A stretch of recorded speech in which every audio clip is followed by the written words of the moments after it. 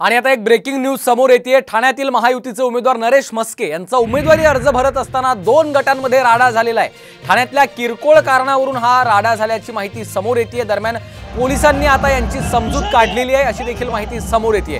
ही दृश्य आपण पाहतोय। ठाण्यातील महायुतीचे उमेदवार नरेश म्हस्के यांचा उमेदवारी अर्ज भरत असताना 2 गटांमध्ये राडा झालेला आहे। ठाण्यातील किरकोळ कारणावरून हा राडा झाला। त्यानंतर पोलिसांनी समजूत काढली अशी देखील माहिती आहे।